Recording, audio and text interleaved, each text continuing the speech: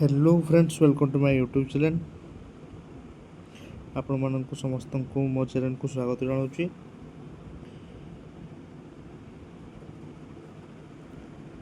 तो पिला माने आरआरबी तरफ पारामेडिकल रिक्वायरमेंट बाहरी जाइए।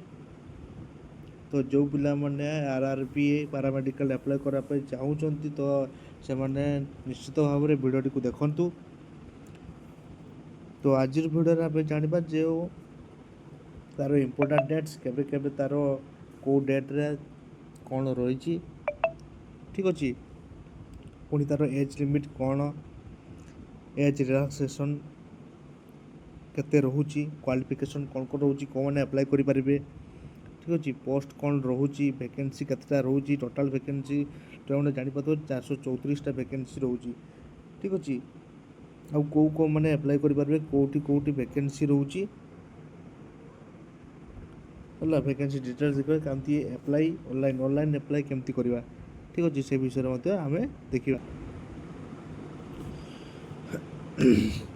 तो पिला माने तबे वीडियोटी को स्टार्ट करवा। तो वीडियोटी को स्टार्ट करने पूर्व जो मैंने भी चैनल प्रथम थर पर आसुँच तो से मैंने चैनल को सब्सक्राइब करूँ और वीडियोटी शेष पर्यंत रुहतु। जब वीडियोटी बहुत भल लगुच तेज लाइक भी करूँ और निज निज सांग मान सेयार करूँ जो मैंने पारामेडिकल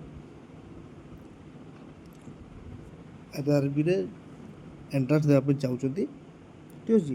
और जॉब करने जो मैंने चाहते से तुम्हें सेयार कर, निज निज सांग मान सेयार कर और तुम तुम बंधु बांधव मान सेयार कर जो मैंने पारामेडिकल अच्छा, ठीक अच्छे।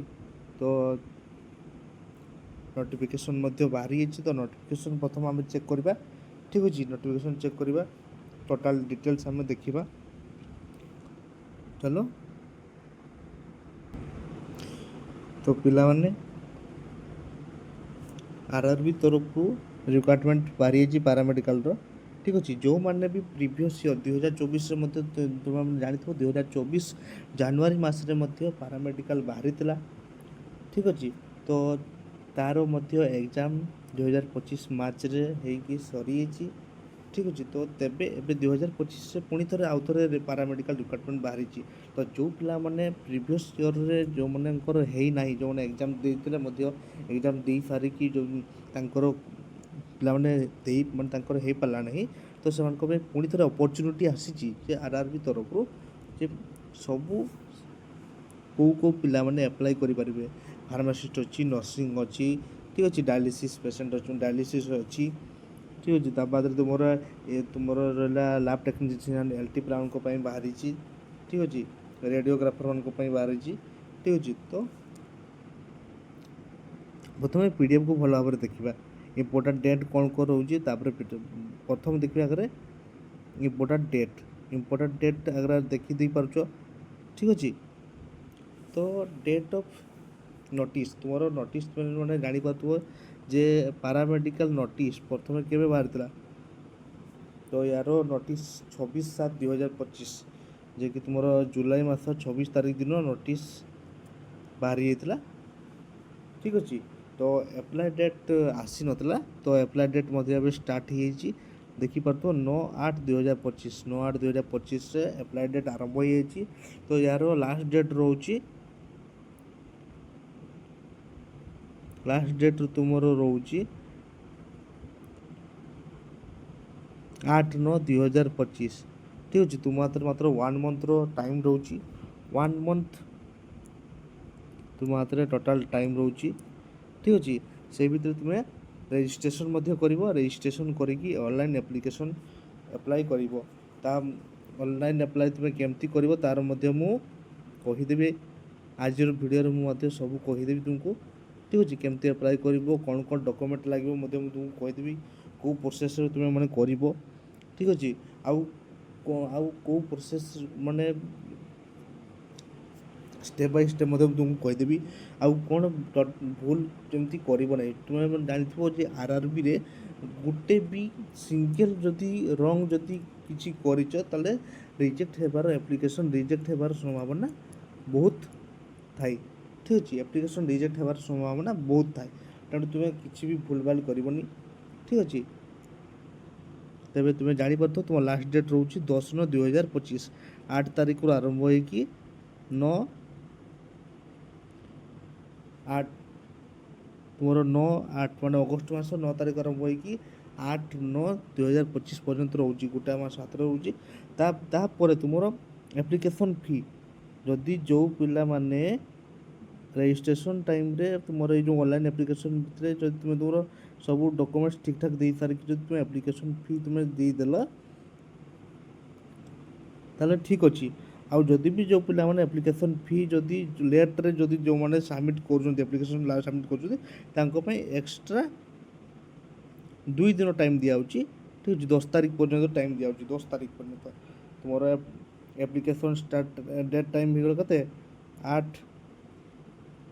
କେତେ 9/8/2025 ରୁ 8/9/2025, ଠିକ୍ ଅଛି।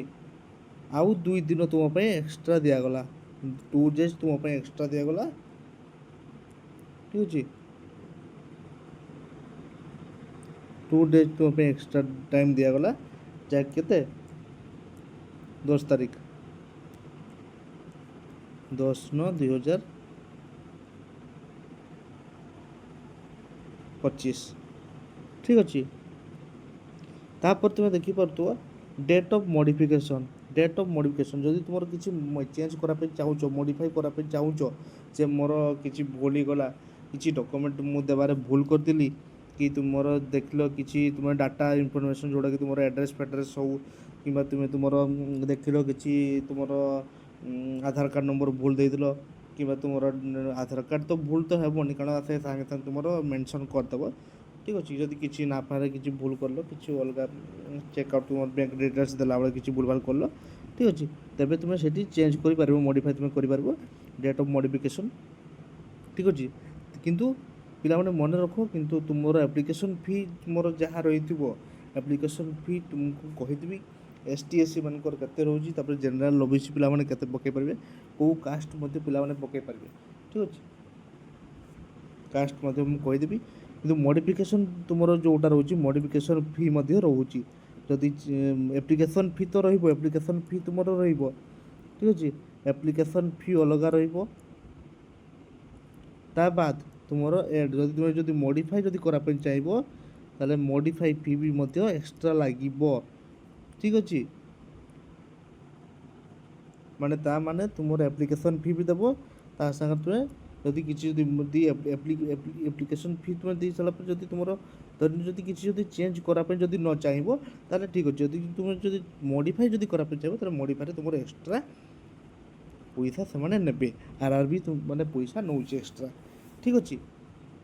ତାପରେ ତୁମର ଡେଟ୍ ରହୁଛି dates during which eligible scribe candidate must provide their scribe details in the application portal. ତାହେଲେ ତୁମର ଡେଟ୍ ରହୁଛି କେତେ 21/9/2025 ରୁ 25/9/2025, ଠିକ୍ ଅଛି। ତାପରେ ଏବେ ଆମେ ଦେଖିବା ତୁମର କ'ଣ କ'ଣ ପୋଷ୍ଟ ରହିଛି, ଠିକ୍ ଅଛି। ତୁମେ ପିଲାମାନେ ତୁମେ ଏଠି ଦେଖିପାରୁଥିବ, ପ୍ରଥମ ରହୁଛି ନର୍ସିଂ, ତାପରେ dialysis technician, health and malaria inspector, group 2 pharmacist, radiographer, ECG technician, ତୁମର ଲାବୋରେଟୋରୀ ଆସିଷ୍ଟାଣ୍ଟ ଗ୍ରେଡ୍ 2, ଠିକ୍ ଅଛି। ତୁମର ଗ୍ରେଡ୍ ଏବେ ତୁମେ ଦେଖିପାରୁଥିବ ନର୍ସିଂ ପିଲାଙ୍କ ପାଇଁ ଯେଉଁଟା ସବୁ ନର୍ସିଂ ସୁପରିନଟେଣ୍ଡେଣ୍ଟ ତାଙ୍କ ପାଇଁ ଭ୍ୟାକେନ୍ସି ବାହାରିଛି 272, ଠିକ୍ ଅଛି। ଡାୟାଲିସିସ୍ ଟେକ୍ନିସିଆନ୍ ପାଇଁ ବାହାରିଛି ତୁମର 4ଟା ପୋଷ୍ଟ ବାହାରିଛି। ତାପରେ ହେଲ୍ଥ ମ୍ୟାଲେରିଆ ଇନ୍ସପେକ୍ଟର ପାଇଁ ବାହାରିଛି ଟୋଟାଲ୍ 33ଟା। ତାପରେ ତୁମ ଫାର୍ମାସିଷ୍ଟ ପିଲାଙ୍କ ପାଇଁ ବାହାରିଛି 105ଟା, ସବୁ 105ଟା, ଠିକ୍ ଅଛି। ତାପରେ ତୁମର ରେଡ଼ିଓଗ୍ରାଫରମାନଙ୍କ ପାଇଁ ବାହାରିଛି 4ଟା ପୋଷ୍ଟ। ତାପରେ ତୁମର ECG ଟେକ୍ନିସିଆନ୍ ପାଇଁ ବାହାରିଛି ଟୋଟାଲ୍ 4ଟା ପୋଷ୍ଟ। ତାପରେ ତୁମର ଲାବୋରେଟୋରୀ ଆସିଷ୍ଟାଣ୍ଟ ପାଇଁ ବାହାରିଛି ଟୋଟାଲ୍ 12ଟା। ତାହେଲେ ତୁମର ଟୋଟାଲ୍ ଭ୍ୟାକେନ୍ସି ରହିଲା 434ଟା ଟୋଟାଲ୍ ପୋଷ୍ଟ ଟୋଟାଲି ବାହାରିଛି। ଭ୍ୟାକେନ୍ସି ଟୋଟାଲ୍ ବାହାରିଛି 434ଟା, ଆର ଭିତରୁ 434ଟା ଭ୍ୟାକେନ୍ସି ବାହାରିଛି। ତାପରେ ତୁମର ଏଜ୍ ତୁମେ ଦେଖିପାରୁଥିବ ଯେ ତୁମର ନର୍ସିଂ ପାଇଁ ଏଜ୍ ହେଉଛି କେତେ 20ରୁ मिनिमम एज हूँ 20 ରୁ 40, मैक्सिमम एज हूँ 40। तापर तुम डायलिसिस टेक्नीशियन रोचे तुम के 20 ରୁ 33, मिनिमम एजटा हूँ 20 ରୁ 33, ठीक अच्छे। ता बाद तुम हेल्थ एंड मलेरिया हूँ 18 ରୁ 33, मिनिमम एज 18 होता दरकार, मैक्सिमम एजटा हूँ 33। तापर फार्मासिस्ट हूँ मिनिमम एजटा हूँ 20, देन तुम मैक्सिममटा हूँ तुम के 35। तापर रेडियोग्राफर हूँ 19 ରୁ 33, ता बाद तुम ECG हूँ 18 ରୁ 33, तापर लैबोरेटरी भी रोचे 18 ରୁ 33, ठीक अच्छे। ता बाद तुम सैलरी तुम मैंने देखिपो ग्रेड पे हिसाब से तुम सैलरी रोचे जो मनकर देखिपो कि सब अधिका हूँ तुम नर्सिंग पिला रोचे सब अधिका 44,900 44,900 सैलरी रोचे, ठीक अच्छे। ता बाद तुम डायलिसिस हूँ 35,400 प्लस इंक्रीमेंट जहाँ रुम DFS सब मिसिक गवर्नमेंट तुम समस्त जानी, ठीक अच्छे। फार्मासिस्ट पिला रोचे 29,200, ठीक अच्छे। मीडिया तुम मेडिकल स्टैंडर्ड तुम देखिपो, ठीक अच्छे। तापर आम जा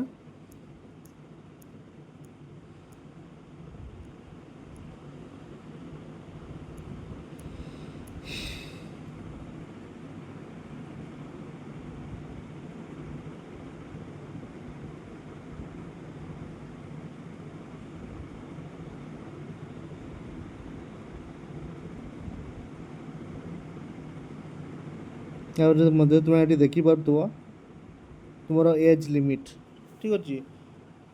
केते वर्ष रु केते भितर क्यों मैंने पकई पारे देख तुम जो मैंने जेनेल पिला देखिपो जो मैंने जेनेल पिला जो मैंने पकेबे, ठीक अच्छे। जेनेल पिला जो मान रोज एज ग्रुप गुड़ा देखी दियो, ठीक अच्छे। जमी तुम के रोचे समस्त देखिपो जेनेल 2/1/1993 अच्छी, तापर तुम आ गोटे रोचे 2/1/1991, गोटे 2/1/1986, ठीक अच्छे। से पूर्वर किंतु पकई पारे तापर जो मैंने रोचे से कि पकई पारे, ठीक अच्छे। ओबीसी मान SC/ST मान तुम देखिपो, ठीक अच्छे। तापर तुम देखिपो यहाँ हूँ रिलैक्सेशन एज रिलैक्सेशन है। SC एंड ST कैंडिडेट मान 5 वर्ष रोचे 5 वर्ष तुम सब माने रिलैक्सेशन रोचे। ओबीसी मान रोचे नॉन क्रिमिनल जो मैंने ओबीसी पिला आउ गोटे जिन मन रख जो ओबीसी पिला मैंने पकईबे से मैंने जमती NCL होता दरकार NCL, ठीक अच्छे। नॉन क्रिमिलियर ठीक अच्छे। क्रिमिलियर CL पर्सन के पकई पारे ना, ठीक अच्छे। आउ जो मानकर SCBC अच्छी जो मानकर SCBC सर्टिफिकेट अच्छी तो से माने जिते जल्दी पारुछ तुम्हें एवं ही सांगे सांग OBC सर्टिफिकेट काढ़ी दियो OBC, ठीक अच्छे। जो मानकर 2 वर्ष पुराना अच्छी से मैंने जिते शीघ्र पारुछ संगे संगे तुम्हें काढ़ी दी पार। SCBC पिला मानकर कहीदे से सांगे सांगे तुम्हें OBC सर्टिफिकेट पकड़ कारण सॉरी OBC पिला जो मैंने पुणा जो मैंने वर्षे 2 वर्ष आगे जो काट से रिसेंट सब काढ़ डॉक्यूमेंट सब गुड़े अप टू डेट रहा दरकार, ठीक अच्छे। हेल्ले सब सुविधा आउ गोटे जिन जेनेल पिला कास्ट सर्टिफिकेट दरकार नहीं रेसिडेंट ही ठीक अच्छे। आउ गोटे जिन रेसिडेंट सर्टिफिकेटा भी ठीक अच्छे। रेसिडेंट सर्टिफिकेट भी रिसेंट जमी काढ़ रेसिडेंट, ठीक अच्छे। रेसिडेंट सर्टिफिकेट भी जमी रिसेंट काढ़ा दरकार, रिसेंट 2025 होता दरकार। यदि तुम प्रीवियस ईयर जदि जुलाई तुम माने गोटे वर्ष भितर तुम काढ़ी थोड़ा किसी टेंशन तुम 2024 जुलाई पर जो मैंने काढ़ी थे, ठीक अच्छे ताले किसी टेंशन किसी रेसिडेंट आउ कास्ट चलो, ठीक अच्छे। तापर आम देखुले कौन तुम एक्स सर्विसमैन रिलैक्सेशन के रोचे देखी पार्थ जेनेल मान 3 इयर्स रोचे और एक्स सर्विसमैन OBC मान जो मैंने 6 इयर रोचे। ताद एक्स सर्विसमैन SC/ST मान रोचे 8 इयर्स रोचे, ठीक अच्छे। PWD पुरुष मान 10 वर्ष रोचे और OBC मान रोचे 13 वर्ष पुणी SC/ST मान 15 वर्ष रोचे, ठीक अच्छे। ତ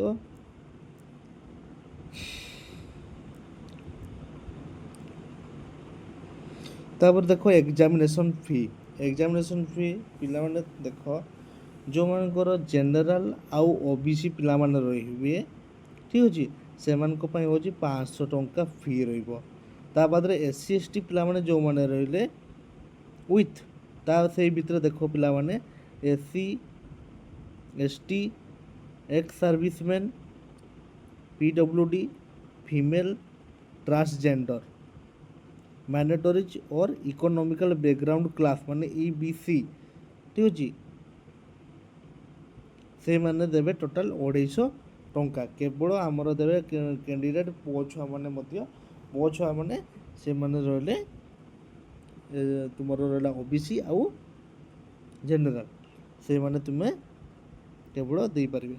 आउ गोटे जिनस पिला मन रख ये देख दे मेनसन करिछि जे 500 टंका जो मैंने फी देबे, ठीक अच्छे, an amount of 400 shall be refunded duly deducted bank charges as applicable on appearing in CBT। यार माने होची जो कैंडिडेट माने CBT एग्जाम देबे सेई मानकर ही 400 टंका रिफंडेबल हो बैंक खाता को जो मैंने अटेंड करेंगे, ठीक अच्छे।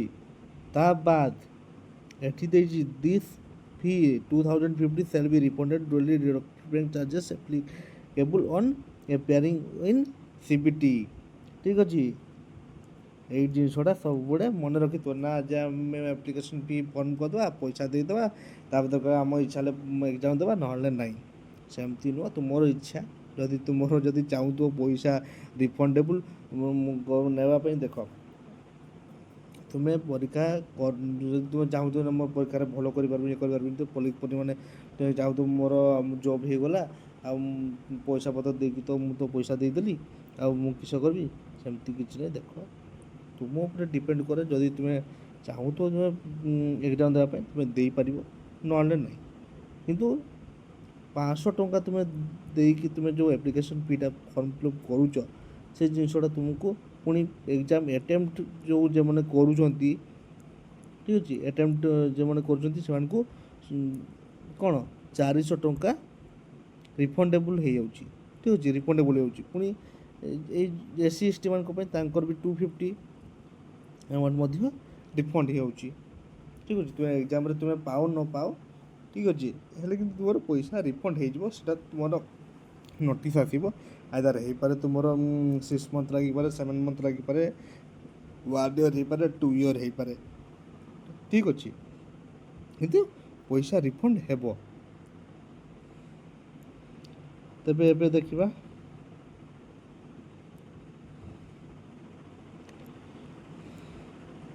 आ जो मैंने पैसा जो मैंने ऑनलाइन ये करेंगे तो से UPI सिस्टम भी रोचे है। ये देख मोड ऑफ फी पेमेंट केमती कर इंटरनेट बैंकिंग रोचे, डेबिट कार्ड रोचे, क्रेडिट कार्ड रोचे, UPI रोचे, सब एक्सपेक्टेड रोचे, ठीक अच्छे। Pay all applicable service charges shall be borne by the candidate. तो गोटे जिन मन देखो UPI रे तो तार तो चार्जेस न थाए किंतु debit card credit card charges थाए माने GST टा इनक्लूड थाए, ठीक अच्छे।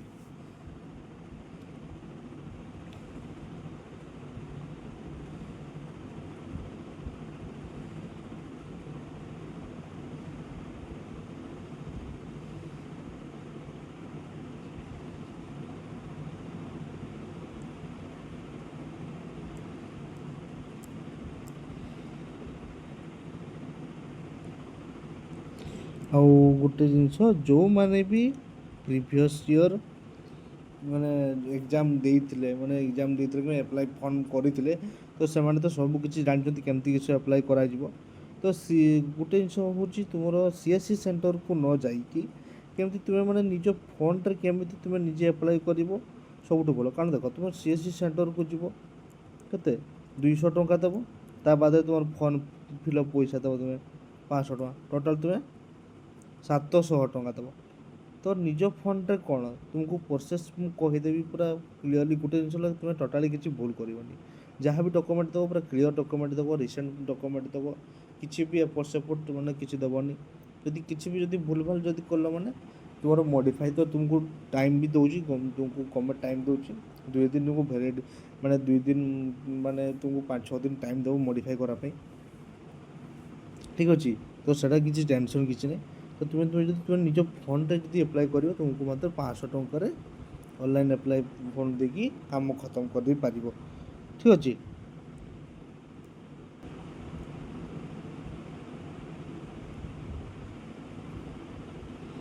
ତ ପିଲାମାନେ ତୁମେ ଏଠି ଦେଖିପାରୁଥିବ ଟେଷ୍ଟ, ତୁମର ଏକ୍ଜାମ୍ ଟେଷ୍ଟ କେମିତି କ'ଣ ରହିବ ଦେଖିପାରୁଥିବ। ପ୍ରୋଫେସନାଲ୍ ଏବିଲିଟି 70 ମାର୍କ ରହିବ। ଠିକ୍ ଅଛି, 70 ମାର୍କ ରହିବ। ପ୍ରୋଫେସନାଲ୍ ଏବିଲିଟି କହିଲେ ତୁମର ଯେଉଁ ମାନେ ତୁମର ପୋଷ୍ଟ ରହୁଛି ମାନେ ଦକ୍ଷିଣ ନର୍ସିଂ ପାଇଁ। ଠିକ୍ ଅଛି, ତ ପ୍ରୋଫେସନାଲ୍ ଏବିଲିଟି ରହୁଛି ନର୍ସିଂ। ଯେଉଁମାନେ ପିଲାମାନେ ଧରି ନର୍ସିଂ ପିଲାମାନେ ଯେଉଁମାନେ ଏକ୍ଜାମ୍ ଦେବେ ତ ତାଙ୍କର ରହୁଛି ନର୍ସିଂ, ତାଙ୍କର ଯେଉଁ 2 ଇୟର୍ 3 ଇୟର୍ସ କି 4 ଇୟର୍ସ ଯେଉଁମାନେ ନର୍ସିଂ କରିଥିବେ, ଯେଉଁମାନଙ୍କର ଧରିନ BSc ପିଲା।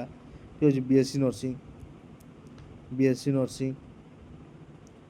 ଠିକ୍ ଅଛି, BSc ନର୍ସିଂ ରହୁଛି।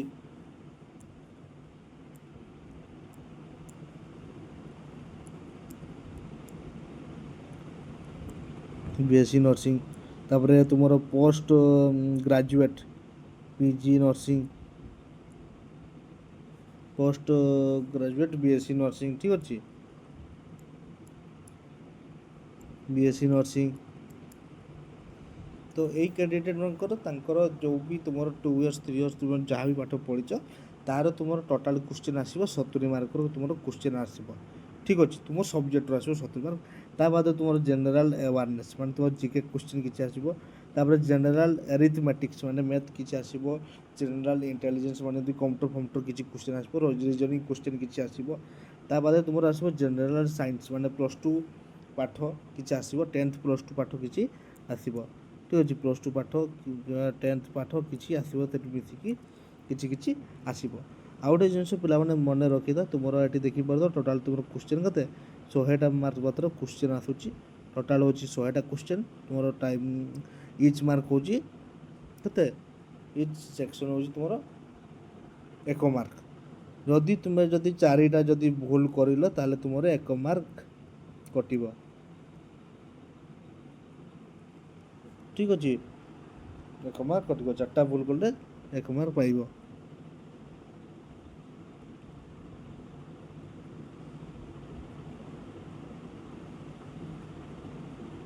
ସରି ତ ଭୁଲ କହିଦେଲି। ତୁମର 1/3 ଅଛି, 1/3 ମୁଁ ଭିତରେ ତୁମର 1/4 ଅଛି, 1/3 ଅଛି। ସରି 1/3 ମାନେ ତୁମର କଟିବ 0.33। ଠିକ୍ ଅଛି, 0.33 ମାର୍କ କଟିବ। ଠିକ୍ ଅଛି, 0.33 ମାର୍କ କଟିବ ଯଦି ଗୋଟେ ବି ଯଦି ସିଙ୍ଗଲ୍ ଭୁଲ କରିଛ। ତେଣୁ ତୁମର କେତେ ରହୁଛି, ଯଦି ତୁମର 3ଟା ଭୁଲ କଲେ 3ଟା ଭୁଲରେ 1 ମାର୍କ। ନା ତୁମର ଇଚ୍ କ୍ୱେଶ୍ଚନ୍ ମାଇନସ୍ ମାର୍କିଂ ହେବ 0.33। ଠିକ୍ ଅଛି, ତ ଅନଲାଇନ୍ ପ୍ରୋସେସ୍ ଆମେ ଦେଖିବା। ଠିକ୍ ଅଛି, ଡକ୍ୟୁମେଣ୍ଟ ତୁମେ ପ୍ରଥମେ ସବୁବେଳେ ଦେଖିବ ତ ଆରେ କ'ଣ ଡକ୍ୟୁମେଣ୍ଟ ଆଗ ଦରକାର। ଆଗେ ଡକ୍ୟୁମେଣ୍ଟ ଆଗରେ ନିଜ ଆଗରେ ସବୁ ନିଜ ପାଖରେ ରଖିସାରିଥିବ। ତୁମର ମ୍ୟାଟ୍ରିକ୍, ଠିକ୍ ଅଛି, ତୁମର ଡକ୍ୟୁମେଣ୍ଟ ହେଉଛି ପ୍ରଥମ ରଖିପାରିବ ମ୍ୟାଟ୍ରିକ୍, 10th +2। ତା ବାଦେ ତୁମର ଯାହା ବି ତୁମର BSc ନର୍ସିଂ ହଉ। ଠିକ୍ ଅଛି, ତୁମର ଯେଉଁ ଏଲିଜିବିଲିଟି ତୁମର ହିସାବରେ ତୁମର ଦେଖିବ ଯେଉଁଗୁଡ଼ା ଯେଉଁ ଏକ୍ଜାମ୍ ଦେବ। ଯେଉଁମାନେ ଫାର୍ମାସିଷ୍ଟ, ବିଶେଷ କରି ଫାର୍ମାସିଷ୍ଟ। ଠିକ୍ ଅଛି, ସେମାନେ D Pharm, ଯେଉଁମାନେ ଯାହା ବି ଦେବାକୁ ଚାହିଁବ D Pharm, M Pharm, B Pharm। ଠିକ୍ ଅଛି। ବି ଫାର୍ମ ତାପରେ ତୁମର ଧରିନିଅ ତୁମର କିଛି ଡକୁମେଣ୍ଟ ତୁମେ ମାନେ ଦେଲ, ଯେଉଁମାନେ ଦେଲେ ଯେଉଁ ପିଲାମାନେ ଅଛନ୍ତି ତୁମର ରେଡ଼ିଓଗ୍ରାଫର ଡାୟାଲିସିସ୍ ତୁମର ଯାହା ବି ସେ ଡକୁମେଣ୍ଟ ତୁମର ମାଗିବ ସବୁ ପ୍ରଥମେ ସଜେଇକି ତାକୁ କପି କରିକି ରଖିଥିବ। ଗୋଟେ ଜିନିଷ ମନେ ରଖିଥିବ, ତାକୁ ସବୁକୁ PDF ହିସାବରେ କରିକି ରଖିବ। ଠିକ୍ ଅଛି। କେଉଁ ଡକୁମେଣ୍ଟକୁ PDF ନହେଲେ JPG ଫର୍ମାଟ୍, ପ୍ରଥମ JPG ବି ରଖିଥିବ, PDF ବି ରଖିଥିବ।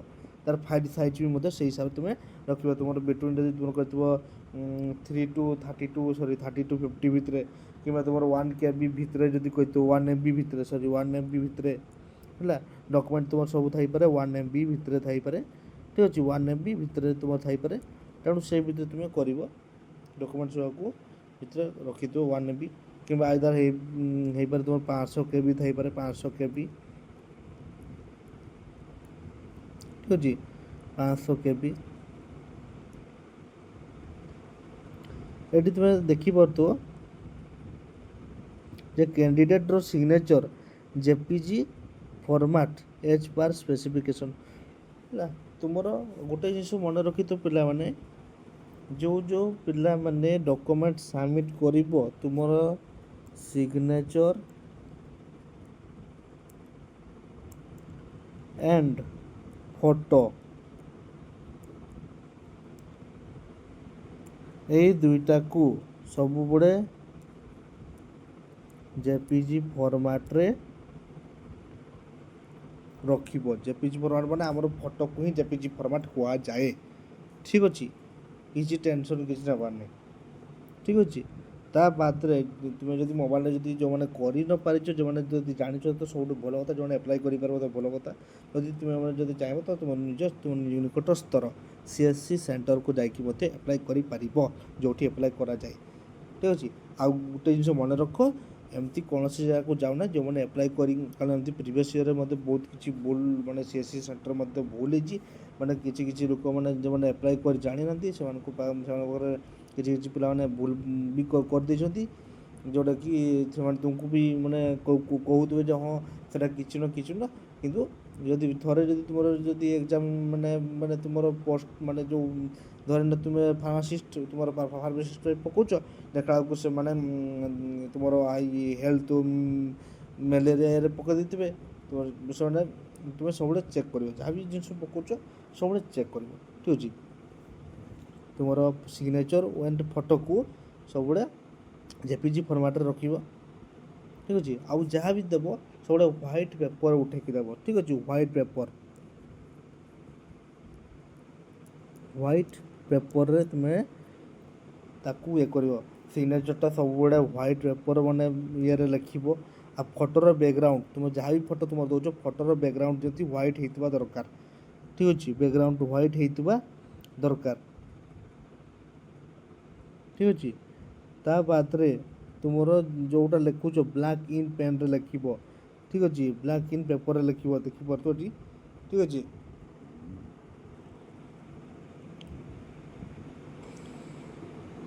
ଆଉ ତୁମର ଯେଉଁ ସିଗ୍ନେଚର୍ ଯେଉଁଟା ରହୁଛି, ତୁମର ଯଦି ନର୍ମାଲି ଯେମିତି ସିଗ୍ନେଚର୍ କର, ସେମିତି ତୁମେ ତୁମର ସିଗ୍ନେଚର୍ କରିବ।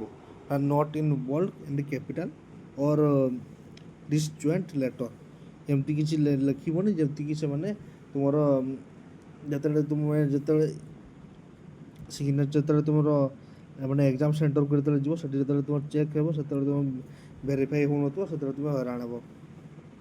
ଠିକ୍ ଅଛି। ତୁମର ସିଗ୍ନେଚର୍ ତୁମେ ମଧ୍ୟ ଦେଖିବ ତ ତୁମ ସିଗ୍ନେଚର୍ ଡକୁମେଣ୍ଟ କେମିତି ରହୁଛି ନା, ତୁମର ସେ JPG ଫର୍ମାଟ୍ ରହୁଛି ସିଗ୍ନେଚର୍। ଠିକ୍ ଅଛି। ତାର ସାଇଜ୍ ଦେଖିବ ତ 30ରୁ 49 ଭିତରେ ତୁମର ରହିବ। ଠିକ୍ ଅଛି। ତାପରେ ତୁମର ମିନିମମ୍ ତୁମର ପିକ୍ସେଲ୍ କେତେ ରହୁଛି ଦେଖ, 140 ପିକ୍ସେଲ୍ ଇଣ୍ଟୁ 60। ଆମର ଯେମିତି ଗୋଟେ ଆମେ ଯଦି ଜାଣିଛେ ନା, ଯେମିତି ଆମର 720 ପିକ୍ସେଲ୍, ଯଦି ଭିଡ଼ିଓରେ ଯଦି ଆସୁଛି 720। ଠିକ୍ ଅଛି, 576, 144। ଠିକ୍ ସେଇ ଟାଇପ୍ର ଫଟୋରେ ମଧ୍ୟ ଗୋଟେ ପିକ୍ସେଲ୍ ଅଛି ତୁମର ୱେଟ୍ ଆଣ୍ଡ ହାଇଟ୍ ହିସାବରେ ନେଇକି। ଠିକ୍ ଅଛି, 140 pixel width and 60 pixel height. ଠିକ୍ ଅଛି। ତାକୁ ଭଲ ଭାବରେ ତୁମେ ଦେବ। ଆଉ ଗୋଟେ ଏଇଠି ଦେଖ, ସବୁ ଯାହା ବି ୟୁଜ୍ କରିବ use of non white background ମାନେ ତୁମର ହ୍ୱାଇଟ୍ ବ୍ୟାକଗ୍ରାଉଣ୍ଡ ହିଁ ୟୁଜ୍ କରିବ ଠିକ୍ ଅଛି। ଫଟୋ ସିଗ୍ନେଚର୍ ଅଦର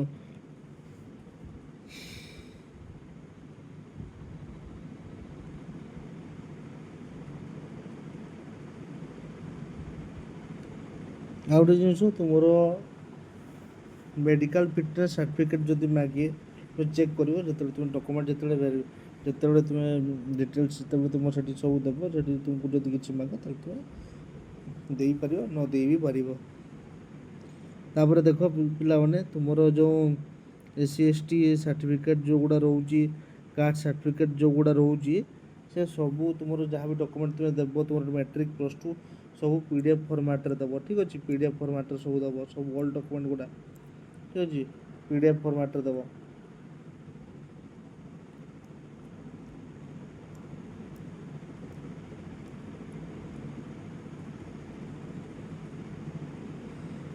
तो तुमको तो डेट तुमको कहीदेছি मॉडिफिकेशन डेट केबे किस रोच तुम देखिपो 11/9 ରୁ 20/9 ଭିତରେ ତୁମର ମଡ଼ିଫିକେସନ୍ ଟାଇମ୍ ରହୁଛି ମଡ଼ିଫିକେସନ୍ ଡେଟ୍ ବାହାର ରହୁଛି ତୁମେ ମଡ଼ିଫାଇ କରିପାରିବ ଯଦି କିଛି ବି ଯଦି ଭୁଲ ଭାଲ ହେଲା ତେବେ ତୁମେ ଏଠି ଦେଖ ପିଲାମାନେ ଯଦି ଯେଉଁ ପିଲାମାନଙ୍କର ମଡ଼ିଫାଇ କରିବ ତୁମର ମଡ଼ିଫିକେସନ୍ ଫି 250 ଟଙ୍କା ଦେବ 250।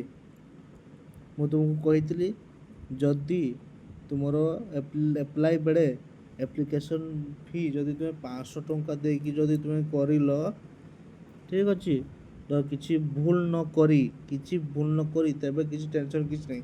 ଯଦି ଭୁଲ ଭାଲ କରିଦେଲ ଦେଖିଲ କିଛି ମୋର ଭୁଲ ଅଛି ନା ମୋର ଏଟା ଚେଞ୍ଜ ହେବ ଏଟା ଚେଞ୍ଜ ହେବ ତେବେ ତୁମେ ଆଉ ଏକ୍ସଟ୍ରା 250 ଟଙ୍କା ଦେବ 250 ଟଙ୍କା ମଡ଼ିଫାଇ ବେଳେ ତୁମେ ଦେବ ମଡ଼ିଫାଇ ଫି ଠିକ୍ ଅଛି। ମଡ଼ିଫାଇ ଏଇଟା ତୁମର ଫି ରହିଲା ମାନେ ତୁମେ ଟୋଟାଲ୍ ଦେଲ କେତେ 750 ଟଙ୍କା ଠିକ୍ ଅଛି। ତାପରେ ଏବେ ତୁମେ ଦେଖ ତୁମର କେଉଁ ଜୋନ୍ ରହୁଛି ଠିକ୍ ଅଛି। ଜୋନ୍ ଏବେ ଦେଖିବା ଜୋନ୍ ଠିକ୍ ଅଛି କେଉଁ ଜୋନ୍ରେ ତୁମର ସିଟ୍ ରହୁଛି ଠିକ୍ ଅଛି। ତୁମେ ଦେଖିପାରୁଥିବ ଅହମ୍ମଦାବାଦ ରହିଲା ଆଜମେର ପ୍ରୟାଗରାଜ ବେଙ୍ଗାଲୁରୁ ଭୋପାଳ ଭୁବନେଶ୍ୱର ବିଳାସପୁର ଚଣ୍ଡିଗଡ଼ ଚେନ୍ନାଇ ତାରେ ଗୋରଖପୁର ଗୁଆହାଟୀ ଜାମ୍ମୁ ଶ୍ରୀନଗର କୋଲକାତା ମାଲଦା ମୁମ୍ବାଇ ଠିକ୍ ଅଛି। ତାପରେ ତୁମର ମୁଜାଫରପୁର ପାଟନା ରାଞ୍ଚି ସେକନ୍ଦାବାଦ ସିଲିଗୁଡ଼ି ଥିରୁବନନ୍ତପୁରମ୍ ଠିକ୍ ଅଛି। ତୁମର ଜୋନ୍ ହିସାବରେ ରହୁଛି ଏବଂ ଯେଉଁମାନେ ଯାହା ଭ୍ୟାକେନ୍ସି ପକାଇବ ତୁମର ସେଇ ହିସାବରେ ତୁମର www. ସେଇ ହିସାବରେ ତୁମର ସେଣ୍ଟର୍ସ ୱାଇଜ୍ରେ ପକାଇ ପାରିବ ଠିକ୍ ଅଛି। ତୁମର ନିଜେ ଜୋନ୍ ବି ମଧ୍ୟ ଚେକ୍ କରିପାରିବ ଆଉ ୱେବସାଇଟ୍ ବି ମଧ୍ୟ ରହୁଛି ଯଦି ତୁମେ ଚାହିଁବ ବି ଯଦି ତାହେଲେ ମୁଁ ତୁମକୁ ୱେବସାଇଟ୍ରେ ବି ମଧ୍ୟ ମୁଁ ତୁମକୁ ଦେଖାଇ ପାରିବି କେମିତି ତୁମର ଆପ୍ଲାଏ କରିପାରିବ ସେଇଟା ମୁଁ PDFରେ ମୁଁ ତୁମକୁ କହିଦେଉଛି। ତ PDFରେ କେମିତି କ'ଣ ତା'ର ନୋଟିଫିକେସନ୍ଟା ଆମେ ଚେକ୍ କରୁଛେ ତେଣୁ ସେଇ ହିସାବରେ ଆମେ ପରେ ମୁଁ ତୁମକୁ କରିଦେଇପାରିବି। ଏଠି ଦେଇଛି verification of original document and format or certificate ତୁମର ଯାହା ବି ଡକୁମେଣ୍ଟ ଦେବ ସବୁବେଳେ କ୍ଲିୟର ଡକୁମେଣ୍ଟ ଦେବ ଠିକ୍ ଅଛି।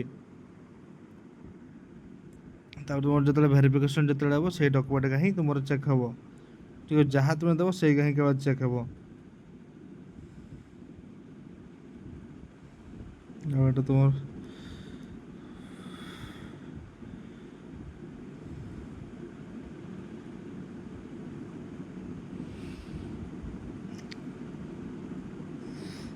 ଏଠି ତୁମେ ଦେଖ ପାରାମେଡ଼ିକାଲ ତୁମର ଯେଉଁ ଇଏଟା ରହୁଥିଲା ତା'ର ଏଜୁକେସନ୍ କ୍ୱାଲିଫିକେସନ୍ ଗୁଡ଼ାକ ଦେଖ ନର୍ସିଂ ସୁପରିନଟେଣ୍ଡେଣ୍ଟ ଠିକ୍ ଅଛି। ନର୍ସିଂ ସୁପରିନଟେଣ୍ଡେଣ୍ଟ ମାନଙ୍କର ହେଉଛି କିସ ସାର୍ଟିଫିକେଟ୍ ଏଜ୍ ରେଜିଷ୍ଟର୍ଡ ନର୍ସ ଠିକ୍ ଅଛି। midwife having passed 3 years course general nursing and midwifery from a school of nursing or other institute recognized by the Indian Nursing council और BSc nursing देख BSc nursing मुझे कहती ना BSc nursing ठीक अच्छे तापर तुम बी ग्रेड नर्स ठीक है जो एप्लाय करेंगे निज निज पीडीएफ टाक तुम भल भाव में पढ़ कारण मुझे भिडियो के लंबा करूनी ठीक अच्छे बहुत लंबा हो भिडियोटा लंबा हो गले जो तुमको अलसुआ लगे जो मत रागी हे कह भाई भाई बहुत बड़ भिड करदे ठीक अच्छे मुझे केवल तुम मानक देखी दूसरी कौ मैंने एप्लाय कर ठीक अच्छे डायलिसिस टेक्नीशियन देखिपार डायलिसिस टेक्नीशियन कौन पकई पार ना बीएससी जो कर बीएससी +2 डिप्लोमा इन किस हेमोडायलिसिस तो 2 years satisfactory in house training experience in hemodialysis work in reputed institute proof to be attached माने ट्रेनिंग तुम ट्रेनिंग जहाँ जहाँ नहीं थो से ट्रेनिंग तुम्हें तुम तार डॉक्यूमेंट तुम्हें देवा बाउंड डायलिसिस टेक्नीशियन तुम ट्रेनिंग जहाँ नहीं थो तार एक्सपीरियंस सर्टिफिकेट तुम कौ जगह एक्सपीरियंस नहीं तार फुल टोटाल डिटेल्स तार सर्टिफिकेट सह तुम्हें देव एक्सपीरियंस सर्टिफिकेट निहाती देव ठीक अच्छे तापर तुम रहा health and malaria BSc pass out हो दरकार ठीक अच्छे ता बाद तुम केमिस्ट्री मेन सब्जेक्ट हो दरकार केमिस्ट्री मेन सब्जेक्ट जो मनकर केमिस्ट्री मेन मैंने तुम ऑनर्स पेपर थी दरकार ऑनर्स पेपर केमिस्ट्री थी दरकार ठीक अच्छे ता बाद तुम सैनिटरी इंस्पेक्टर और 1 year national trade certificate in NTC ठीक अच्छे NTC health sanitary inspector awarded by national council vocational training ministry of labour and employment government in India new Delhi ठीक अच्छे तापर तुम देखिए फार्मासीस्ट हूँ जो मैंने 10th +2 plus diploma in pharmacy कर दरकार मैंने डी फार्म पिला भी पकई पारे बी फार्म पिला भी पकई पारे एंड एम फार्म पिला भी पकई पारे रेडियोग्राफर से सेमती तुम डीएमआरटी डी बी फार्म सॉरी बीएमआरटी एमआरटी पिला मैंने समस्ते पकई पारे तुम ईसीजी टेक्नीशियन देखिपो cardiologist technician qualification 10th +2 with graduation in science having certificate diploma certificate तुम ECG laboratory technology cardiology technician certificate cardiology technique of a reputed institution ठीक अच्छे तापर तुम लैबोरेटरी असिस्टेंट ठीक अच्छे तुम ठीक डीएमआरटी डीएमएलटी कर दरकार डीएमएलटी और सर्टिफिकेट और कोर्स मेडिकल लैब ठीक अच्छे पर तुम देख कौ जोन रे एबे आरआरबी जोन देख पिला माने ये होची मोस्ट इम्पोर्टेंट तुमर वैकेंसी ठीक अच्छे तो मैंने देख आम प्रथम आम ओडिशा देखा भुवनेश्वर ठीक अच्छे भुवनेश्वर देखिपार तो पिला माने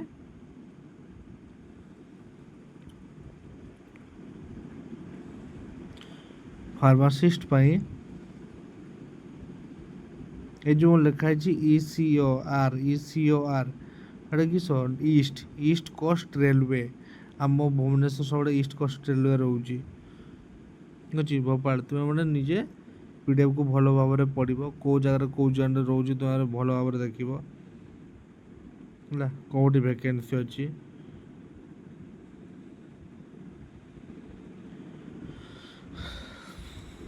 तो आम ओडिशा रे जनरल पिला नर्सिंग मात्र गोटे मात्र सीट अच्छी एसटी मात्र गोटे अच्छी बहुत बढ़िया जनरल रहा गोटे एसटी रहा गोटे तापर तुम रोचे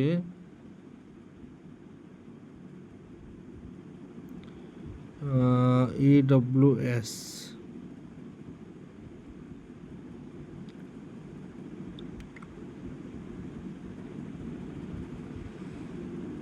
अच्छी टोटाल तुम कले 8टा मात्र वैकेंसी मात्र आमर रोचे ओडिशा रे तो विल पूरा ट्राई करो समस्त ट्राई करो ठीक अच्छे तुम जॉन देख କେଉଁ ଜୋନ୍ରେ ତୁମର କେତେ କ'ଣ ଭ୍ୟାକେନ୍ସି ରହୁଛି ଦେଖ।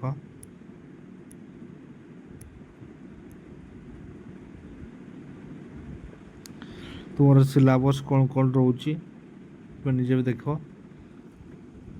PDF ଯେଉଁମାନେ ଭଲ ଭାବରେ ଦେଖ ପଢ଼, ଠିକ୍ ଅଛି। ତ ନର୍ସିଂ ସୁପରିଟେଣ୍ଡେଣ୍ଟ ପାଇଁ କେମିତି କ'ଣ ପଢ଼ାଇବୁ, ତା'ର କ'ଣ କ୍ୱେଶ୍ଚନ୍ ସିଲାବସ୍ ରହୁଛି। ଡାୟାଲିସିସ୍ ଟେକ୍ନିସିଆନ୍ ପାଇଁ ସିଲାବସ୍ କ'ଣ ରହୁଛି। ତା'ର ହେଲ୍ଥ ଆଣ୍ଡ ମ୍ୟାଲେରିଆ, ତା'ର ଇନ୍ସପେକ୍ଟର ଗ୍ରେଡ୍ 2 ପାଇଁ କ'ଣ ରହୁଛି। କ'ଣ କ'ଣ ଏକ୍ଜାମ୍ ତୁମର ପକେଇ ଫାର୍ମାସିଷ୍ଟ ପିଲାଙ୍କ ପାଇଁ ମେନ୍ ସବଜେକ୍ଟ ଦେଖ ତୁମର କ'ଣ ରହୁଛି। ରେଡ଼ିଓଗ୍ରାଫର ପାଇଁ କ'ଣ ରହୁଛି। ECG ଟେକ୍ନିସିଆନ୍ ପାଇଁ ମାନେ ତୁମର ନିଜର 70 ମାର୍କ ଯେଉଁ ଏକ୍ଜାମ୍ ହେବ, ଠିକ୍ ଅଛି।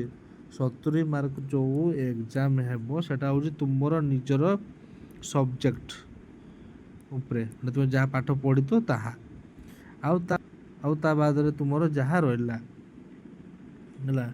ତୁମର ରହିବ ତୁମର 10 ମାର୍କ ହେଉଛି କ'ଣ, 10 ମାର୍କ ହେଉଛି ତୁମର ପଡ଼ିବ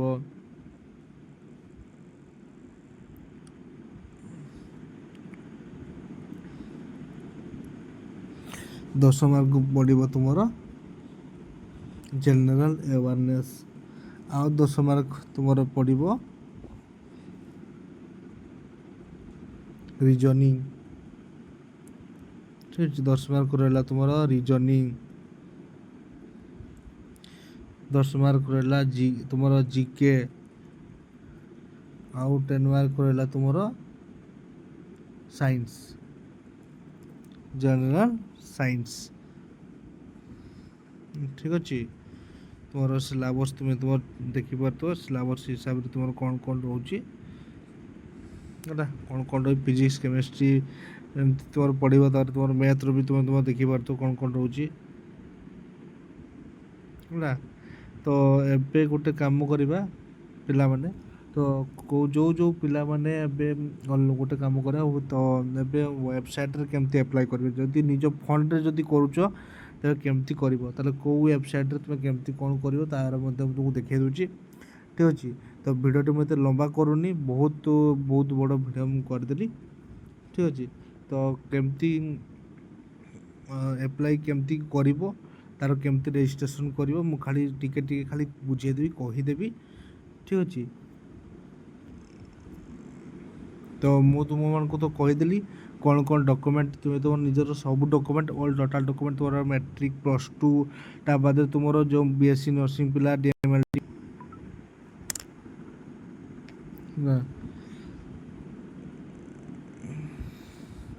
ତ DMLT ପିଲା, ଠିକ୍ ଅଛି। D ଫାର୍ମ ପିଲା, ତୁମର B ଫାର୍ମ ହଉ M ଫାର୍ମ ହଉ, ଡାୟାଲିସିସ୍ ପିଲା, ଠିକ୍ ଅଛି। ତାପରେ ନର୍ସିଂ ପିଲା ଯେଉଁମାନେ BSc ନର୍ସିଂ ଯେଉଁମାନେ କରୁଛ, ତୁମେ ତୁମର ନିଜର ସମସ୍ତ ଡକୁମେଣ୍ଟକୁ ରେଡ଼ି କରି ରଖିବ। ତା ବାଦେ ତୁମର caste certificate and resident certificate ପୁରା ଯେମିତି 2024-25 ଭିତରେ ଯେମିତି ତୁମର 25 ତ ଗୋଟେ ବର୍ଷ ଭିତରେ ଯେମିତି ତୁମର ନୂଆ ଥିବା ଦରକାର। ଅଲ୍ ଟୋଟାଲ୍ ଡକୁମେଣ୍ଟ ତୁମର ନୂଆ ଥିବା ଦରକାର। ତା ବାଦରେ ତୁମର ଯେଉଁ ଟେକ୍ନିସିଆନ୍ ପିଲାମାନେ ରହୁଛ, ଟେକ୍ନିସିଆନ୍ ଯେଉଁମାନେ ତାଙ୍କର ନିଜର ଏକ୍ସପିରିଏନ୍ସ କିଛି ଡକୁମେଣ୍ଟ ଗୁଡ଼ା ରଖିଥିବ। ତ ସବଜେକ୍ଟ ଯେଉଁମାନେ ECG ପିଲାମାନେ ଯେଉଁମାନେ ରହିଲେ, ECG ମାନଙ୍କ ପାଇଁ ତାଙ୍କର 3 ଇୟର୍ସ ହଉ 2 ଇୟର୍ସ ହଉ ତୁମର ଯେଉଁମାନଙ୍କର ରହୁଛି ତାର ଟିକେ ସାର୍ଟିଫିକେଟ୍ ରଖିବ, ଏକ୍ସପିରିଏନ୍ସ ସାର୍ଟିଫିକେଟ୍ ରଖିବ, ତାକୁ ଆଟାଚ୍ କରିକି ତୁମେ ସେଠି ଦେବ, ଠିକ୍ ଅଛି। ତ ଆଜି ପାଇଁ ଏତିକି। ଆଜିର ଭିଡ଼ିଓରେ ତୁମର ଯାହା PDF ହିସାବରେ ତୁମକୁ ଯାହା ମୁଁ କହିଦେଲି ତୁମର ସେଇ ହିସାବରେ ତୁମେ କରିବ। ତୁମେ ତୁମ ନିଜ CSC ସେଣ୍ଟରକୁ ଯାଇକି ତୁମେ ଆପ୍ଲାଏ କରିପାରିବ, ନିକଟସ୍ଥ CSC ସେଣ୍ଟରକୁ ଯାଇକି ତୁମେ ଆପ୍ଲାଏ କରିପାରିବ। ଯଦି ଭିଡ଼ିଓଟି ଯଦି ଭଲ ଲାଗୁଛି ତେବେ ଲାଇକ୍ କର, ଏବଂ ଯେଉଁମାନେ ବି ନୂଆ ଆସିଛ ଭିଡ଼ିଓ ତ ସେ ଚ୍ୟାନେଲକୁ ସବସ୍କ୍ରାଇବ୍ କର, ଏବଂ ନିଜ ବନ୍ଧୁମାନଙ୍କୁ ସେୟାର କର ଯେଉଁମାନେ ପାରାମେଡ଼ିକାଲ ପକାଇବା ପାଇଁ ଇଣ୍ଟରେଷ୍ଟେଡ଼ ଅଛନ୍ତି, ଠିକ୍ ଅଛି। ଜୟ ଜଗନ୍ନାଥ।